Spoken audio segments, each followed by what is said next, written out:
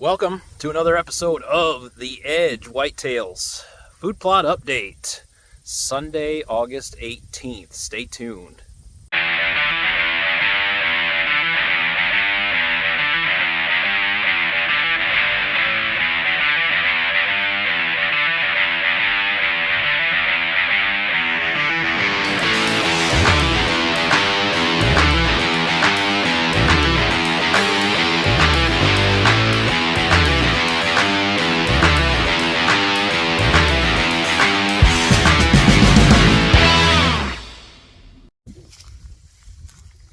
All right, welcome back to another episode.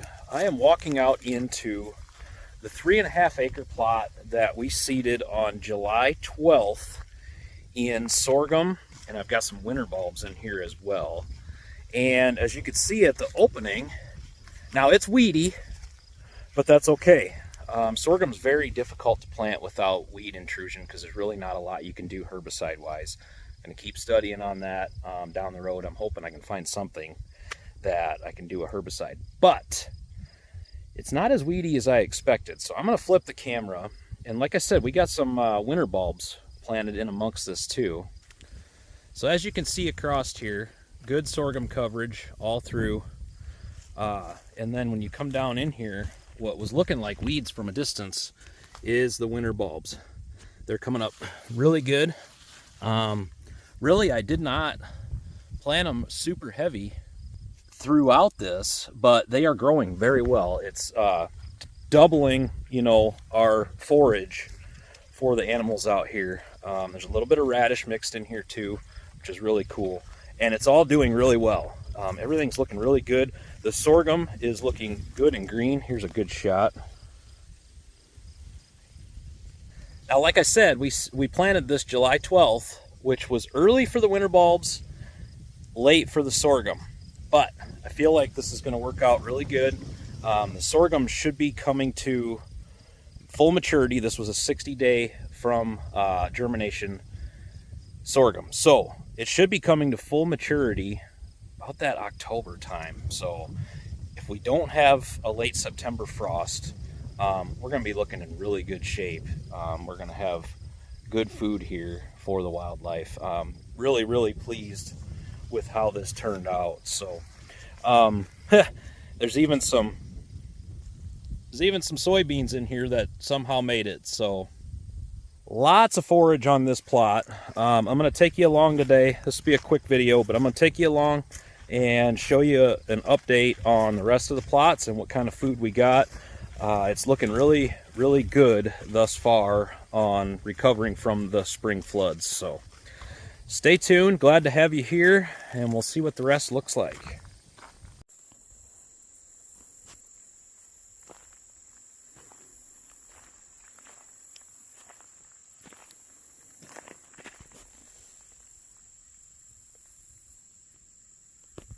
All right, so what you see here is our south plot, what Delana and I call the south plot. And it's a little weedy, but I planted this in mossy oak biologic deer radish. You saw I tried seeding it in the rain, and for whatever reason, that was a heavy rain. It didn't work. It washed out. So I recovered it the following week with the radish, and it's coming up good. Like I said, a little weedy in there, but with the flooding this year, that moved a lot of weed seeds around, and it's been difficult. It's been a struggle as far as the weeds go. So not real worried about the weeds, though. There's still going to be plenty of tonnage here of food. So we'll get the good leaves coming up here. We'll get good bulbs. Actually, I'm quite pleased. I'll pan across this again.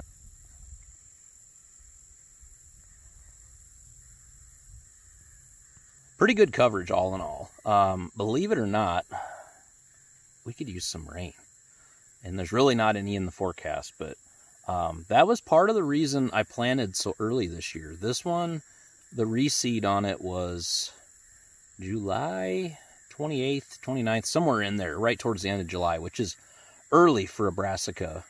But I just had, with as wet a spring as we had, I was just anticipating, I just had a feeling that we were going to go through a real dry spell through August. And so far, I think only in the last week we've only had like 1/4 of an inch on the land down here of rain. So And the forecast, as I looked this morning, doesn't show any rain in the forecast for the next 7 days. So while that can change, I feel like my gut feeling was right that we're going to run through a dry spot here.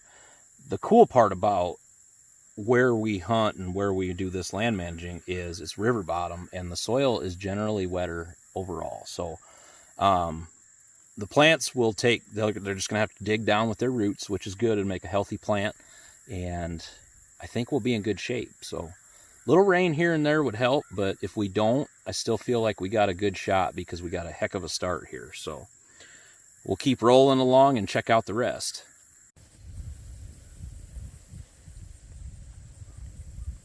All right, so this is the main south plot.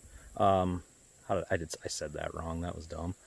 We have our main plots. This is the furthest south one. So we call this the south plot main, whatever, however it comes out. But when I talk about it with my daughter and the landowners, they know exactly which one I'm talking about when I say it that way. So this one looks fantastic. Barely any weeds. Again, this is mossy oak biologic deer radish.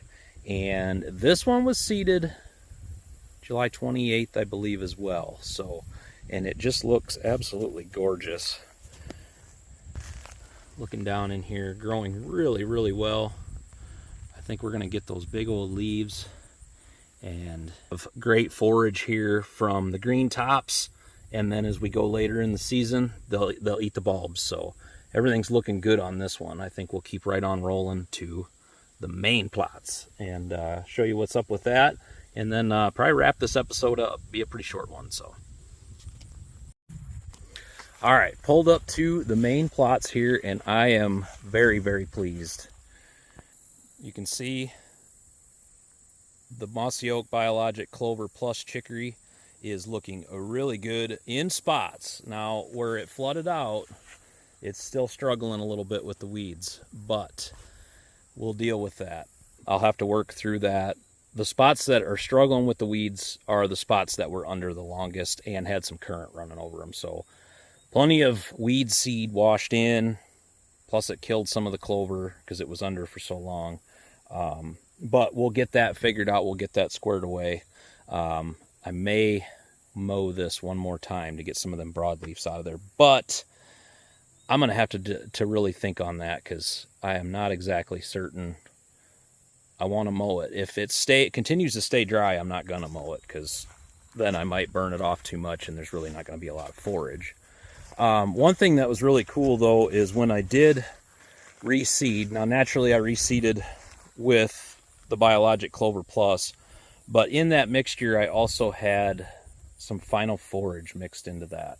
And what's really cool now is in the middle of this clover, we're getting some final forage poking up through. And then there was one area down here where everything really washed out. Now you can see right here, this is a real weedy spot. This is a trouble spot. I'll have to burn this off with something. But down in here where the water had really rushed over, you can see down in there the bulbs coming up.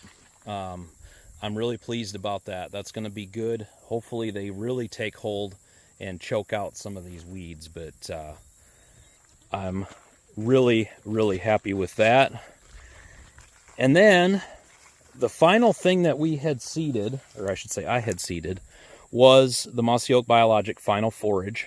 And it looks amazing. It is just dynamite. And really all I did was mow it off, run the disc around on it, and seed it. And it just looks great. I am thrilled with it. I couldn't be happier. It's going to take hold really well.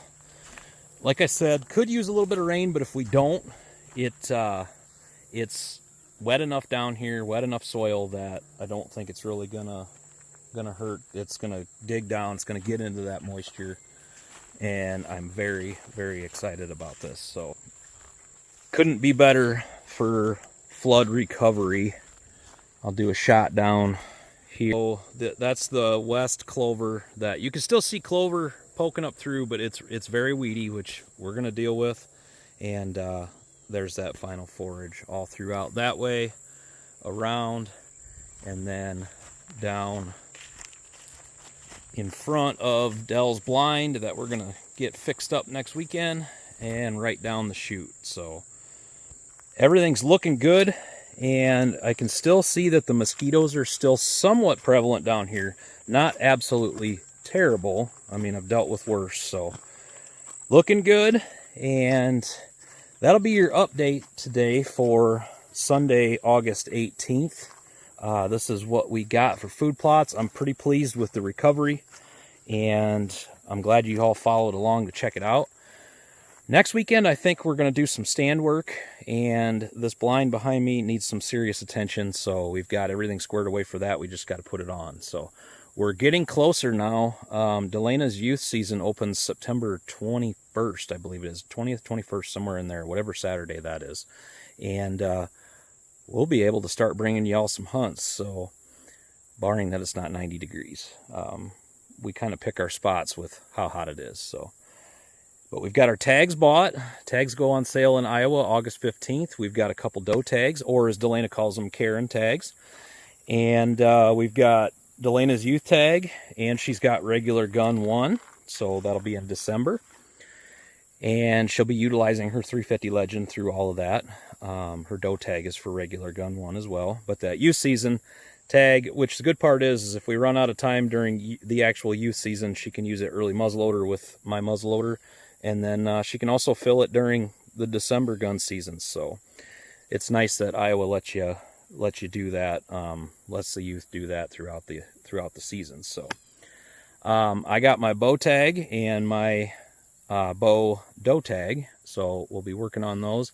I'm not exactly certain what gun season I'm going to take yet. We're going to kind of play that by ear. Nice thing is about living in Iowa, I can just buy it right over the counter. So, and I bought my Wisconsin tag on last Thursday as well. As you saw in one of my videos, I'm going to hunt the Wisconsin rifle season this year, so I'm pretty excited about that.